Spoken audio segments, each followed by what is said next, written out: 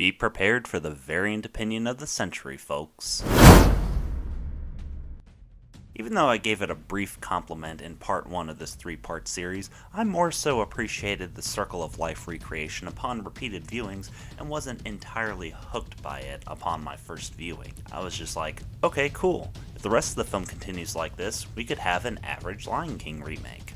No, the point where I started to get hooked was at the introduction of its main villain.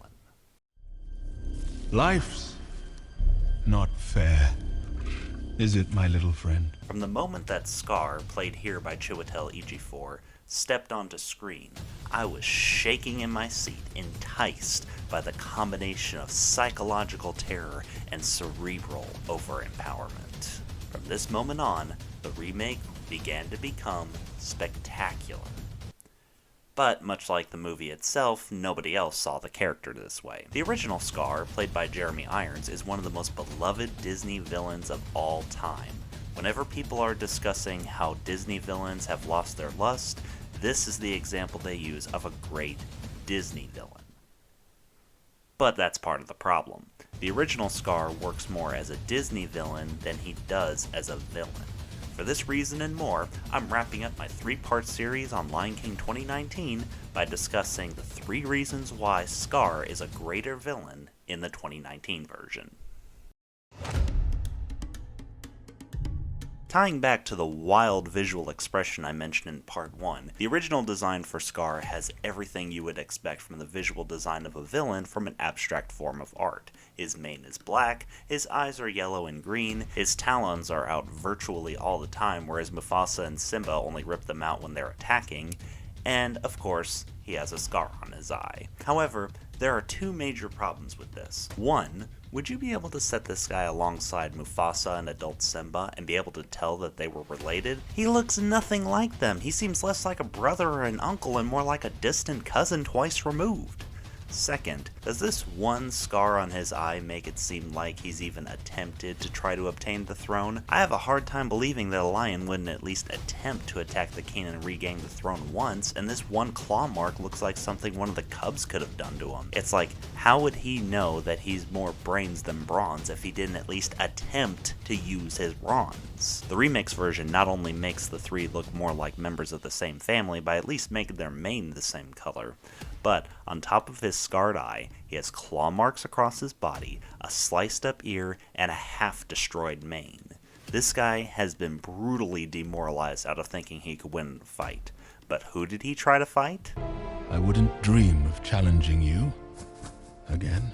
Well, the lion that held up the throne that he wanted so badly, of course. The original tried to use its abstract design concepts for its characterizations, at least in this case, but this film chose the route of using the character's body as a natural-looking war story, and that is much harder and therefore a much bigger accomplishment than, ooh, look at the all-dark colored character, he must be bad. Yeah, go stand over there by Judge Doom, why don't you?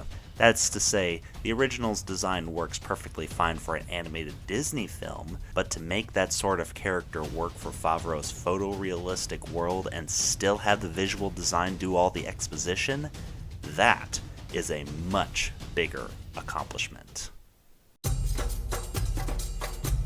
Scar in both versions describes himself as having smarts as his advantage, and the original's charisma and sophistication may make it seem like that on the surface.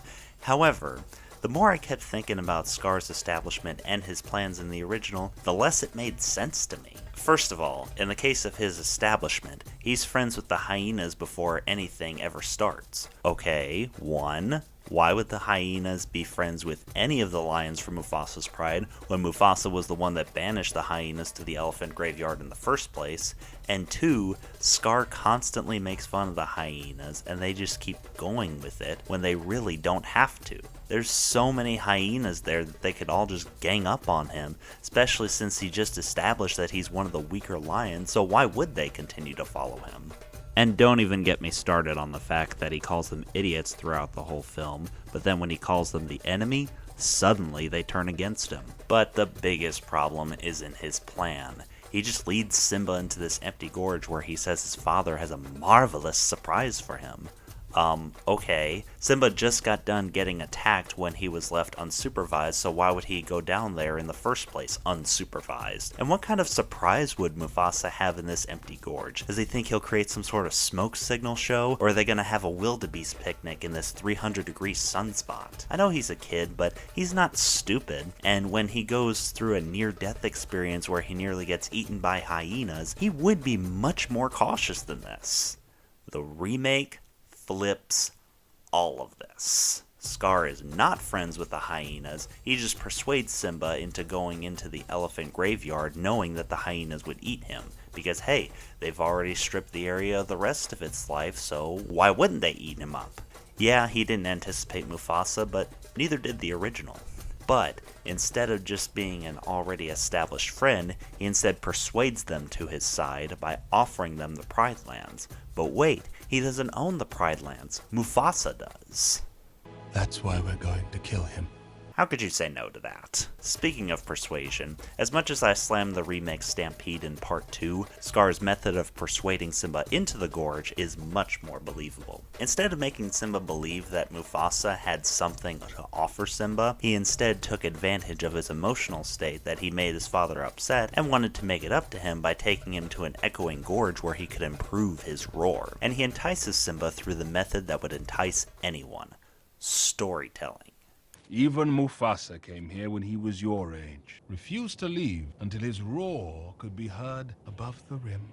Oh, and remember that part in the original Stampede where Scar smacks Zazu unconscious and Zazu, I guess, never questions it again after that? You guessed it, the remake covers his tracks. He knows that Zazu won't be able to get to the Pride in time to help them, so he sends him on his way. It puts him on the clock, but hey, the original version wasn't dragging his paws either. Both end up obtaining the throne at one point, but the original relied on a ton of stupidity from the other characters. This one won up against smarter characters and had to rely on his brain. And as far as brains go, he has the lion's share. As much as the Nostalgia Critic has picked apart the remake, it actually fixes a huge problem that he's mentioned on a few occasions from the original. I'm not sure if I can use his clip, so here's a quote from his Top 11 Disney Villains video. When other Disney villains get their power, they're still interesting characters. When Scar gets his power, he stops being interesting and instead turns into a whining prima donna. This is something that I couldn't unsee from the original, and after seeing the remake, I realized that a big reason for that is because he's the only Disney villain to achieve his goal and then never pursue another goal. For example, when Jafar becomes Sultan in Aladdin, he tries to persuade Jasmine to become his queen, and she refuses. And so while Aladdin's trying to snatch the lamp from him, that's another goal he's trying to accomplish via the genie or otherwise. When Scar obtains the throne in the original, he does nothing. He just lazes around and refuses to go hunting or anything. Screenwriting 101, guys. If a character is idle, he fails as a character. No one wants to watch a character, hero, villain, whatever, laze around like this. He needs to keep moving somehow. Luckily for the remake, the goal of becoming king is only one of his goals. He also has his black heart set on a special someone. As you know, I have tremendous Respect for the Queen. And when he does achieve the throne, and he does manage to hunt whatever he wants, indicated by him feasting on the incredibly hard-to-hunt oryx, he proposes to the one he loves. And when she refuses, things intensify, and he essentially starves his pride unless she agrees to be his queen.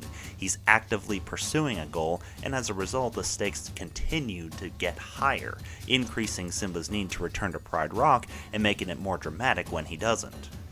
Or at least it would if Nala had been a better written character, but I already talked enough about that. Bottom line, he's still an active character even when he achieves the throne, whereas the original becomes idle, lazy, and boring at one point, and no one prefers a frozen picture over a moving picture.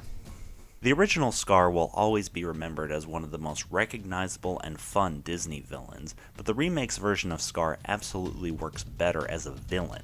Period. He's smarter, more brutal looking and intricately designed, and continues as an active character throughout the entire script. If you prefer the original, all power to you, but as far as the most essential aspects to a villain in general, I'm afraid he's at the shallow end of the gene pool, while the remakes version was born to feast. And folks, that's the end of this 3-part series on my favorite of the live-action Disney remakes. I know many people will disagree with my thoughts on this, and I can only hope that I illustrated my thoughts effectively. Be sure to let me know down in the comments below if you agree with my thoughts, if you disagree with my thoughts, but also, most importantly, if you understand where I'm coming from. And if you enjoyed this incredibly alternate take of mine, be sure to hit that like button as well as that subscribe button, as I have fresh takes like this every Friday on my channel, as well as quick reviews on all the best new releases. And be sure to follow my Twitter account, as I have takes on there that don't quite flesh themselves out to full-fledged videos.